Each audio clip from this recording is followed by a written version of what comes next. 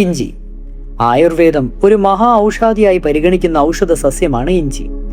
ഇഞ്ചി പ്രത്യേക രീതിയിൽ ഉണക്കിയെടുക്കുന്നത് ചുക്ക് എല്ലാ ഔഷധങ്ങളിലും ഒഴിച്ചുകൂടുവാനാവാത്ത ചേരുവയാണ്. ചുക്കില്ലാത്ത കഷായമില്ല എന്നൊരു ചൊല്ലുപോലും പ്രശസ്തമാണ്. നിത്യജീവിതത്തിൽ സുഗന്ധവ്യഞ്ജനമായി ഇഞ്ചി ഉപയോഗിക്കുന്നു. ശൃംഖവേരം, മഹാ ഔഷധി, ശാഖം, ആർദ്ര, ശുണ്ഠി, നാഗരം എന്നിവകളാണ് ഇഞ്ചിയുടെ സംസ്കൃത നാമങ്ങൾ. ജിഞ്ചർ എന്ന പേരിലാണ് ഇംഗ്ലീഷിൽ ഇത് അറിയപ്പെടുന്നത്.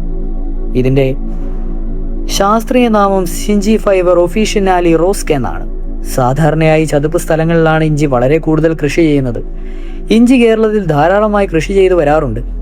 ഇഞ്ചി ഉൽപ്പാദിക്കുന്ന ഭൂഖണ്ഡം എന്ന നിലയിൽ ഏഷ്യയ്ക്ക് ശ്രദ്ധേയമായ സ്ഥാനമുണ്ട്. 30 മുതൽ 90 സെന്റിമീറ്റർ വരെ ഉയരത്തിലാണ് ഇഞ്ചി സ്ഥിരസ്ഥായിയായി വളരുന്നത്. ഇതിന്റെ മണ്ണിന് മുകൾ ഭാഗത്തെ സസ്യഭാഗം വർഷം തോറും നശിക്കുമെങ്കിലും പ്രഗന്ധം വളർന്നുകൊണ്ടിരുന്നു. ഇഞ്ചി അപൂർവമായി പൂക്കാറുള്ളൂ. ഇഞ്ചിച്ചെടിയുടെ പ്രഗന്ധങ്ങൾ മുറിച്ചിട്ടാണ് കൃഷി ചെയ്യുന്നത്. ആയുർവേദത്തിൽ എന്ന പോലെ അലോപ്പതിയിലും ഔഷധ നിർമ്മാണത്തിനും ഇഞ്ചി വ്യാപകമായി ഉപയോഗിച്ചു വരുന്നു. ആയുർവേദ പ്രകാരം ഇഞ്ചിയുടെ ഔഷധയോഗ്യ ഭാഗം അതിന്റെ പ്രഗന്ധമാണ്. ഔഷധ ഗുണങ്ങൾ നോക്കിയാൽ ഇഞ്ചി അഗ്നിമാന്ദ്യം, ദഹനക്കേട് എന്നിവ ശമിപ്പിക്കും. ഇതിന്റെ ഉപയോഗം കുടലിന്റെയും ആമാശയത്തിന്റെയും പ്രവർത്തനങ്ങളെ ഉത്തേജിപ്പിക്കും. കാസം, ജ്വരം എന്നിവ ശമിപ്പിക്കുന്നതിനും കഴിവുണ്ട്.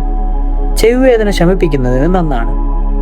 അഗ്നിമാന്ദ്യം, ദഹനക്കേട് എന്നീ രോഗങ്ങൾക്ക് ചുക്കുപൊടി 5 ഗ്രാം, 10 ഗ്രാം ശർക്കര എന്നിവ ചേർത്ത് ആഹാരത്തിന് തൊട്ടുമുമ്പ് രാവിലെയും വൈകുന്നേരവും കഴിക്കുന്നത് നല്ലതാണ്. ഇഞ്ചിനീരിൽ വെട്ടുമാറൻ ഗുളിക ചേർത്ത് സേവിക്കുന്നത് അമരജ്വരത്തിനും അജീർണത്തിനും വളരെ ഫലപ്രദമായ പ്രതിവിധിയാണ്. ഇഞ്ചിനീര് ചെറുതായി ചൂടാക്കി ചെവിയിൽ ഒഴിക്കുന്നത് ചെവിവേദന ശമിപ്പിക്കുന്നതിന് നന്നാണ്. ഇക്കിൾ ശമിപ്പിക്കുവാൻ 1 ഗ്രാം ചുക്കുപൊടി തേനിൽ കുഴച്ച് 3 നേരം കുഴിക്കുന്നത് എളുപ്പം ശമനമുണ്ടാക്കുമെന്ന് പറയുന്നു. ചുമയ്ക്കും ചുക്കും ജീരകവും പൊടിച്ച് പഞ്ചസാരയും ചേർത്ത് ഉപയോഗിച്ചാൽ ചുമ ശമിക്കും.